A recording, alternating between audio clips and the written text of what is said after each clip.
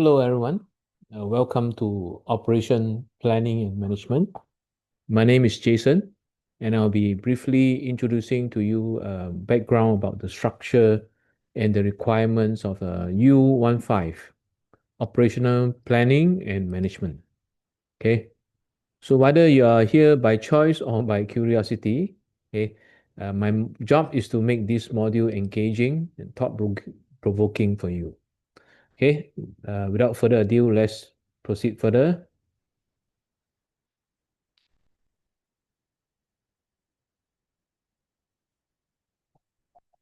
Okay, let's have a short discussion about my background.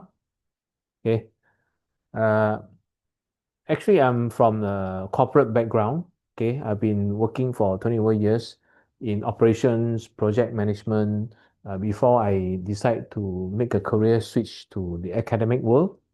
Okay, I have a master's in project management from University of Adelaide in Australia, and also have a doctorate in business administration from PPA Business School in France. Okay, I've taught at Singapore University of Social Science, which is a MOE university, and also the various polytechnics and Curtin University and James Cook University in Australia. So I've been teaching about 11 years, for about 11 years at various university, all the way from the undergraduate to the doctorate level.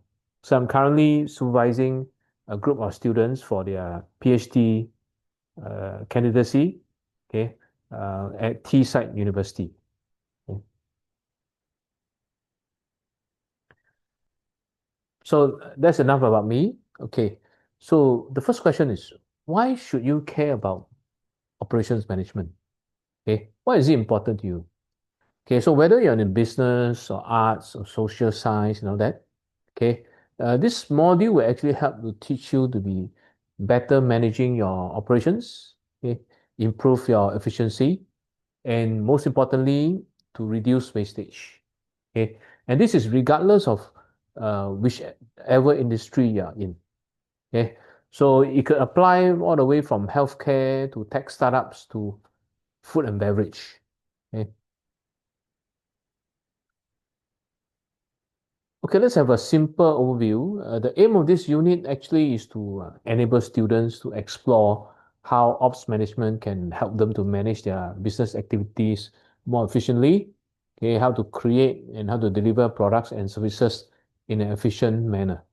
Okay, so it will include transforming inputs into outputs of finished goods, and of course of services throughout the supply chain. Okay, and students will also explore their various approach to quality management and also to continuous improvement, okay, such as a lean, TQM, etc. Okay. So by the end of the unit, okay, hopefully students will have an insight into the complex nature of operations, processes, and supply chain, etc.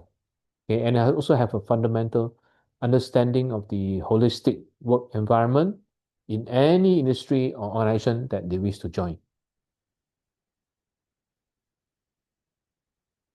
Okay, next we'll talk about how marketing, HR, and operations collide. Okay, they will all join in together. Okay, to manage all sorts of business activities and also to efficiently create and also to deliver quality products and services. Okay.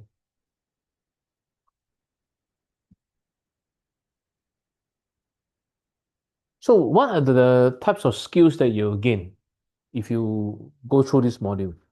Okay, so you pick up skills like problem solving, how to design a process, okay, how to use data to to arrive at a logical conclusion on how to solve the problem better.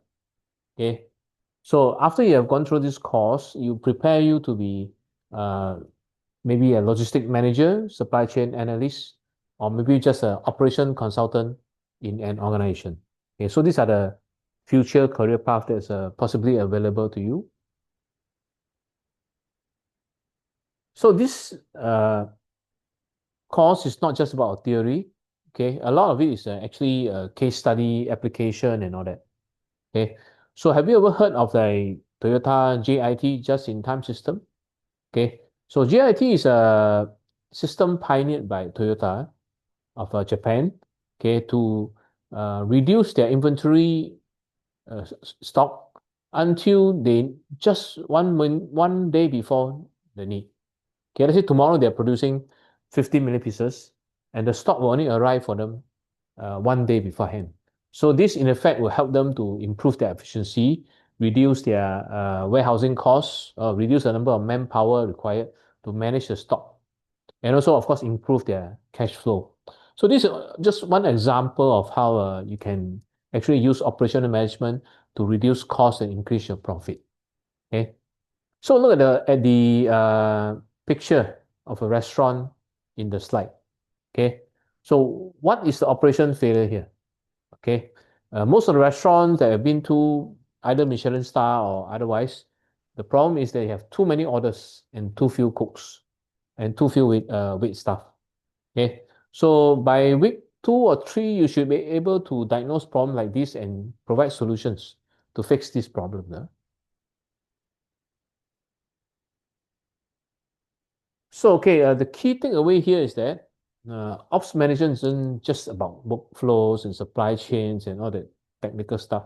Okay, it's about actually solving real world problems. Okay, that will make or break the businesses. Okay, for example, reduce waiting time at the clinic. Okay, or reduce service wait time at the restaurants and all that.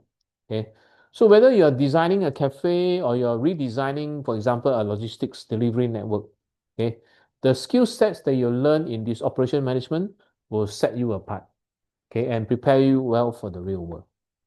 Okay, so I've come to the end of my presentation. Thank you for your time, and I hope to see you soon in class. Thank you.